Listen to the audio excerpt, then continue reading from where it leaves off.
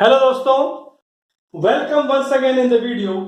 और आज जिस टॉपिक पर हम बात करेंगे वो है pre anaesthetic medication. Pre anaesthetic medication मिलकर बना है प्री एनेस्थेटिक और मेडिकेशन से।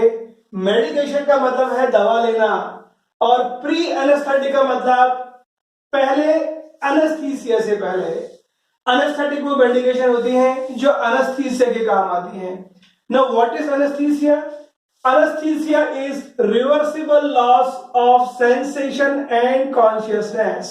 जब कभी मेजर सर्जरी करनी हो तो उस समय जो ड्रग्स दी जाती हैं जिसकी वजह से सेंसेशन और जो कॉन्शियसनेस है वो प्रोड्यूस हो, वो दवाएं कहलाती हैं एनेस्थेटिक्स और इसको बोलते हैं एनेस्थीसिया।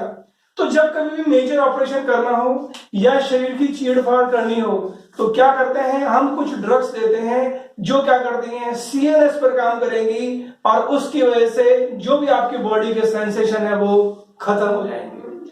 पर उस मेजर सर्जरी के अंदर जो अपन बात कर रहे हैं एनेस्थेटिक, एक एनेस्थेटिक को यूज करने से पहले कुछ और दवाइयां दी जाती हैं, मतलब उनका कुछ ऑब्जेक्टिव है। वो क्या ऑब्जेक्टिव है और कौन कौन सी दवाएं हैं वो हम देखेंगे इस वीडियो के अंदर। इस क्वेश्चन को पूछा गया है कि what do you mean by the pre anaesthetic medication. इस क्वेश्चन पर यह भी बनता है मल्टीपल चॉइस क्वेश्चन के अंदर कि which of the following drug is used as pre anaesthetic medication. और कॉम्पिटिटिव एग्जाम में क्वेश्चन ये भी बनता है कि one of the following is the objective of pre anaesthetic medication. तो देखते हैं हम पहले ऑब्जेक्टिव और उसके बाद हम देखेंगे कि कौन कौन सी दवाएं काम आती हैं प्री एनेस्थेटिक मेडिकेशन के अंदर। तो let us see one by one. पहले हम देखेंगे डेफिनेशन। प्री एनेस्थेटिक मेडिकेशन का मतलब क्या है भैया। Pre anaesthetic medication it is the use of drugs before anaesthesia. Anaesthesia से पहले जो ड्रग्स हम यूज करते हैं इस प्रोसेस को बोलते हैं pre anaesthetic medication, so that it becomes pleasant and safe, ताकि जो आपका एनेस्थीसिया है वो प्लीजेंट रहे और सेफ तरीके से रहे। तो ये तो बात रही आपकी डेफिनेशन की। अब देखते हैं ऑब्जेक्टिव। पहला ऑब्जेक्टिव रिलीफ। भैया किसी पेशेंट का ऑपरेशन होना है, आप जानते हो जहां पर चीरफाड़ी का नाम है, सर्जरी का नाम है, किसी भी व्यक्ति को बोलोगे, पेशेंट को बोलोगे तो उसका बीपी तो वैसे बढ़ जाएगा, बेचैनी बढ़ जाएगी, उसके मन में एक डर बैठ जाएगा। तो इस चीज को कम करने के लिए हम क्या करेंगे, कुछ दवाएं देंगे ताकि वो उसका डर कम हो जाए, उसकी बेचैनी कम हो जाए। फिर इसके अलावा क्या है कि हम ये भी चाहते हैं कि ऑपरेशन के बाद उसको वॉमिटिंग ना हो। हम ये भी चाहते हैं कि ऑपरेशन के दौरान जो बॉडी सीक्रेशंस हैं वो किसी तरह ऑपरेशन या सर्जरी में इंटरफेयर ना करें। तो हम ऐसी दवाएं देंगे जो सीक्रेशंस को रोकेंगे ताकि आपका जो एनेस्थीसिया का प्रोसेस है वो चलता रहे। इसके अलावा किसी भी एनेस्थेटिक के अंदर पूरी प्रॉपर्टीज नहीं होती हैं। तो हम क्या करते हैं कि आइडियल प्रॉपर्टीज की बात कर रहा हूं। अब ये आइडियल प्रॉपर्टीज क्या होती है एनेस्थेटिक की, इसके लिए आपको दूसरे वीडियो देखना पड़ेगा। तो हम क्या करते हैं, एनेस्थेटिक की एनालिसिक प्रॉपर्टी इंक्रीज करने के लिए हम कुछ ड्रग्स देते हैं जो इस ऑब्जेक्टिव के अंदर ही है। तो पहला ऑब्जेक्टिव है the pre anaesthetic medication are used in anaesthesia with the aim to get relief from anxiety and to get relief from apprehension. दवा इसलिए देते हैं ताकि एंजाइटी हट जाए, एप्रीहेंशन हट जाए, ताकि क्या है ऑपरेशन से पहले सारी चीज हो जाए। मतलब these are used to relieve anxiety and apprehension pre-operatively। तो ये था पहला ऑब्जेक्टिव। अब देखते हैं दूसरा objective, amnesia for pre and post operation. Operation से पहले और ऑपरेशन के बाद, मतलब सर्जरी से पहले और सर्जरी के बाद एमनेसिया। एमनेसिया का मतलब होता है याददाश्त जाना या भूलना। तो ये अच्छी चीज ही तो है। ऑपरेशन के दौरान पहले क्या हुआ और बाद क्या हुआ पेशेंट को याद नहीं रहना चाहिए। तो ये दूसरा ऑब्जेक्टिव है किसका, pre anaesthetic medication. Now will see the third objective, supplement और potentiation of analgesic action of anaesthetics. भैया एनेस्थेटिक अलग अलग तरीके के होते हैं, अलग अलग एग्जांपल्स हैं, उसके लिए आपको दूसरे वीडियो देखना पड़ेगा। अब यहां पर क्या है कि एनेस्थेटिक की जितनी डोज हम इंक्रीज करते हैं उनकी टॉक्सिसिटी भी बढ़ती है।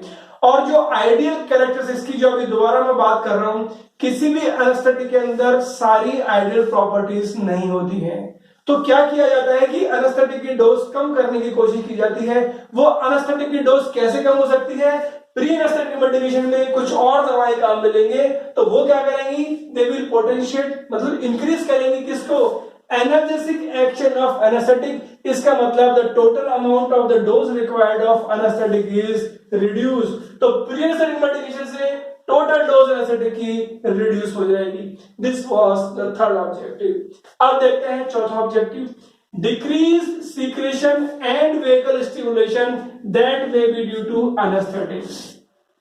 तो यह एनेस्थेटिक का हम देखें अगर फार्माकोलॉजिकल एक्शन तो उसमें एक होता है वेगल स्टिमुलेशन। अब ये क्या चीज है, again I am saying we have to go to different video, पर we are not going in the detail. आपने को इतना याद रखना है कि जो बॉडी के सीक्रेशंस हैं जैसे सलाइवरी सीक्रेशंस, हमें उनको रोकना है। और इस चीज को हमें रोकना है तो हम क्या करेंगे, प्री एनेस्थेटिक मेडिकेशन में ऐसी दवाएं देंगे ताकि सीक्रेशन रुक जाए और आपका एनेस्थीसिया का प्रोसेस चलता रहे। Next objective, antiemetics which extend the period of post operation. Operation के बाद भी पेशेंट को वॉमिटिंग ना हो, यह भी हमारा ऑब्जेक्टिव है। तो हम क्या देंगे, एंटीइमेसिस। एंटीइमेसिस का मतलब वॉमिट ना हो, कब, ऑपरेशन के बाद भी। तो ये है नेक्स्ट ऑब्जेक्टिव। अगला आता है इसके अंदर, decrease acidity and volume of gastric juice. भैया ऑपरेशन हो रहा है, सर्जरी हो रही है, तो गैस्ट्रिक जूस या फिर एसिड सिक्रेशन कंटिन्यू है। अगर किसी तरह से रिफ्लक्स हो गया तो सारी चीज है वो ऊपर आ सकती है और लंग्स के अंदर भी क्या है वो चीज जा सकती है, means it there are chances of aspiration. तो हमें क्या करना है, इस चीज को रोकना है। वो कैसे रोक सकते हैं, बाय प्री एनेस्थेटिक मेडिकेशन। तो हम कह सकते हैं by pre anaesthetic medication the one of the objective is to decrease the acidity, to decrease the acidity and volume of gastric juice so that it lessens the damage if aspiration occurs। तो ये तो है objective. तो कौन सी दवा use होंगी, तो ये है आपके सामने, these are the drugs which are used in pre-anesthetic medication। Let us see one by one। पहला है इसके अंदर सीडेटिव। अब sedative anti anxiety drugs. Sedative का मतलब होता है निद्रा कारक, एंजाइटी का मतलब बेचैनी, एंटी एंजाइटी का मतलब वो दवाएं जो बेचैनी कम करेंगी। तो हम यही तो करना चाहते थे ऑब्जेक्टिव के अंदर। तो पहली कैटेगरी है सीडेटिव एंटी एंजाइटी। कौन सी ड्रग्स, बेंजोडाइजिपिन्स जैसे डाइजिपाम, जैसे लोराजिपाम, ये दवाएं 1 घंटे पहले दी जाती हैं। और उससे क्या असर होता है, these have tranquility effect and they are helpful in smooth induction of anesthesia। जब बेंजोडाइजेपिन्स को देंगे तो they are having tranquillity effect, मतलब वो ब्रेन को बिल्कुल शांत करती हैं, कामनेस प्रोड्यूस करती हैं और आपका एनेस्थीसिया स्मूथली इंड्यूस होगा। ये है पहली कैटेगरी। दूसरी कैटेगरी की ड्रग जो हम देंगे वो देते हैं ओपियोइड्स। ओपियोइड्स हम जानते हैं, एग्जांपल है मॉर्फिन, पैथिडीन। ये क्यों देते हैं, क्योंकि मॉर्फिन और pethidine they help in relieving anxiety, इससे भी एंजाइटी कम होगी। They produce analgesia and they are helpful in decreasing the dose of anesthetic। हम यही तो पढ़ रहे थे कि they supplement and potentiate the analgesic action of anesthetic। तो क्या करते हैं, मॉर्फिन और पैथिडीन ये भी जो टोटल एनेस्थेटिक की डोज है उसको कम कर देंगे। और कौन सी दवा देते हैं, नेक्स्ट आता है न्यूरोलेप्टिक्स जैसे सीपीजेड, क्लोरप्रोमाजिन, जैसे ट्राइफ्लुक्लोमाजिन, जैसे हेलोपेरिडोल। ये क्या करती हैं, दे ऑल्सो रिलीव एंजाइटी। ये क्रॉस का मतलब ये है anti anxiety. They are also responsible for smooth reduction of anaesthetic और they also have anti emetic action. तो ये क्वेश्चन कई बार आ भी चुका है कि कौन सा न्यूरोलेप्टिक एंटी इमेटिक एक्शन होता है, तो वो है क्लोरप्रोमाजिन। तो क्लोरप्रोमाजिन के और भी कई यूज हैं। एक, apart from antipsychotic action it is also used in pre-anesthetic medication। और एक और एक्शन जो मैंने आपको बताया ये एंटी इमेटिक भी होता है। अब देखते हैं अगली कौन सी ड्रग है, ये है एंटी कोलिनर्जिक्स। भैया हम जानते हैं acetyl choline is responsible for body secretion, तो क्यों ना हम क्या करें, उसका एंटी दे दें। तो एसिटाइल कोलिन के जो एंटी ड्रग होती हैं जो बॉडी सिक्रेशन रोकेंगी वो क्या कहलाएंगी, एंटीकोलिनर्जिक, जैसे एट्रोपिन, जैसे हायोसिन। तो एट्रोपिन और हायोसिन यूज होती है प्री एनेस्थेटिक मेडिकेशन के अंदर। वो क्या करती हैं, they decrease the salivary and bronchial secretions, salivary and bronchial secretions. और एक और एग्जांपल आप लिख सकते हो उसके अंदर, ये एट्रोपिन और हियोसिन के अलावा जो बहुत कॉमन यूज होती है ड्रग जो एंटी सिक्रेटरी है वो है ग्लाइकोपाइरोलेट, ये भी आप यूज करते हो उसके अंदर। अब हम करेंगे नेक्स्ट कैटेगरी, ये लिखा है आपके सामने मेटोक्लोप्रामाइड। मेटोक्लोप्रामाइड है क्या है, ये तो भैया एंटी इमेटिक ड्रग है, ये हम पढ़ चुके हैं एंटी इमेटिक्स के अंदर, जो आपके 3 वीडियोस अपलोड हैं चैनल के अंदर, उसके लिए आप डिटेल्स देखिए। पूरी मेटोक्लोप्रामाइड की फार्माकोलॉजी दी हुई है with codes, mnemonics and tricks. तो बात कर रहे हैं मेटोक्लोप्रामाइड। ये मेटोक्लोप्रामाइड क्या है, एंटी इमेटिक है। सिर्फ ऐसा नहीं कि मेटोक्लोप्रामाइड ही यूज होती है पैरासिटिक मेडिकेशन के अंदर, और भी ड्रग्स यूज होती हैं अपार्ट फ्रॉम मेटोक्लोप्रामाइड, जैसे डोमपेरिडोन, जैसे ऑन्डानसेट्रोन जो 5-HT3 एंटागोनिस्ट है। It means we can say that in preanaesthetic medication metoclopramide is also used as antibiotic, and apart from that domperidone is used, ondansetron is also used. अगली category जो आती है ये है PPI, मतलब proton pump inhibitor या H2 blocker. अब ये H2 का क्या काम है, हम जानते हैं एसिड जो रिलीज है स्टमक के अंदर HCl, उसको रिलीज करने में H2 मतलब हिस्टामिन H2 रिसेप्टर का बहुत बड़ा रोल है। तो उसको रोकने के लिए क्या करेंगे, हम H2 ब्लॉकर दे देंगे। और हम ये भी जानते हैं कि जो HCl है जब बनता है तो जो फाइनल रिलीज होता है HCl का, उसमें काम किसका होता है, प्रोटॉन पंप इनहिबिटर। ये फाइनल स्टेप रिलीज में रोक देता है। तो हम दोनों कैटेगरी हम यूज करते हैं, या तो H2 ब्लॉकर यूज कर सकते हैं या प्रोटॉन पंप इनहिबिटर यूज कर सकते हैं। अब ये प्रोटॉन क्या है, जब HCl बनता है तो H और Cl के कॉम्बिनेशन से बनेगा, H और Cl के कॉम्बिनेशन से बनता है। तो इसमें पहले H रिलीज होता है, H+, हम H+ जानते हैं प्रोटॉन है, और Cl अलग रिलीज होगा, मिलकर ये बनाता है हाइड्रोक्लोरिक एसिड आपके स्टमक के अंदर। अब कैसे रिलीज होता है और क्या होता है, इसके डिटेल के लिए आपको दूसरा वीडियो देखना पड़ेगा, drug use for treatment of peptic ulcer, and for that please subscribe channel for the details. लेकिन हम इसकी बात कर रहे हैं प्री एनेस्थेटिक मेडिकेशन की। So let us come here once again. Proton pump inhibitor and H2 blocker देते हैं, जैसे ओमिप्राजोल, जैसे रेनिडिन, जैसे फेमोरिडिन। ये क्या करती हैं, दे डिक्रीज द रिफ्लक्स, आप रिफ्लक्स का समझ में होगा आपको, and they decrease the chances of damage of lungs on aspiration.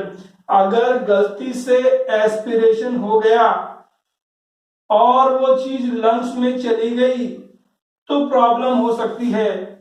क्या करते हैं ये एस्पिरेशन के चांस की वजह से जो डैमेज है उसको कम करते हैं। तो ये वाली ड्रग्स यूज होती है किसके अंदर, प्री एनेस्थेटिक मेडिकेशन के अंदर। तो आज हमने देखा कि प्री एनेस्थेटिक मेडिकेशन क्या है, फिर हमने देखा what are the objectives of pre anaesthetic medication, और फिर हमने क्या देखा कि कौन कौन सी कैटेगरी की ड्रग यूज होती है प्री एनेस्थेटिक मेडिकेशन के अंदर। तो इसको याद करने का तरीका है, हिंदी के अंदर आपको क्या करना है कि हम एनेस्थेटिक के अंदर रस डाल देते हैं। क्या डाल देते हैं, रस। भैया रस डाल देते हैं हम। अब ये रस का मतलब क्या है और डालने का मतलब क्या है, तो भैया आर से है, देखो आप आर से बन रहा है यहां पर रिलीफ। फिर अगर रस की स्पेलिंग देखोगे तो होता है RAS। फिर ए से बना क्या, एमनेजिया आपके सामने है। फिर इसके अंदर आता है S से, आपको क्या करना है, RAS। S से क्या करना है आपको, सप्लीमेंटेशन या फिर पोटेंशिएशन हम कह सकते हैं। तो ये तो रस हो गया। फिर हमें क्या करना है, डिक्रीज करना है। DAL है ना, तो DAL मैं यहां लिख रहा हूं RASDAL। अभी एल क्या है? एल का मतलब क्या है आपको? Listening of damage. तो डी से एल से बना लेसनिंग, आर से रिलीफ, RAS रस हो गया और DAL डाल हो गया। तो हमने क्या किया? एनेस्थेटिक मेडिसिन के अंदर रस डाल दिया। तो डी से डिक्रीज सिक्रेशन, ए से एंटी इमेसिस और एल से क्या है? Listening of damage if aspiration occurs. ये एक ऑब्जेक्टिव है किसका? प्री एनेस्थेटिक मेडिकेशन का। तो ये तो निमोनिक है, किसका क्या क्या ऑब्जेक्टिव है। अब आते हैं इसके निमोनिक पर कि कौन सी कैटेगरी की ड्रग या फिर कौन सी ड्रग यूज होती है इन प्री एनेस्थेटिक मेडिकेशन। तो आपको तो एक ही चीज याद रखना है कि ये जो रस डाल रहे हैं ये किस पर डाल रहे हैं? सोनम पर डाल रहे हैं। किस पर? SONAM और पर। तो सोनम पर डाल रहे हैं हम। सोनम पर कैसे? एस पोसिलेटिव, ओ से ओपियोइड्स, एन से न्यूरोलेप्टिक्स, ए से एंटीकोलिनर्जिक्स, एम से मेटाक्लोप्रोमाइड। और जब आपको मेटाक्लोप्रोमाइड पता है तो आप जानते हैं ये एंटी इमेटिक है। आप ऑन्डेलसेट्रोन भी याद रख सकते हैं और इसके अंदर आप डोमपेरिडोन भी याद रख सकते हैं। फिर इसके अलावा होता है किस पर डालते हैं? सोनम पर डालते हैं पी। तो P for proton pump inhibitor. अगर आपको ऑब्जेक्टिव पता है तो आप H2 ब्लॉकर भी लिख सकते हैं। तो आपको दो निमोनिक याद करने हैं। क्या? एक तो रस डालना है और किस पर डालना है? सोनम पर डालना है। So this is how you can easily remember the pre anaesthetic medication and you can easily answer the questions being asked in competitive exam and in university exam. So in this way, we'll keep on meeting and interacting and making the things easy. Don't forget to subscribe the channel, like, comment and share. Please be in touch. Keep studying. Best of luck.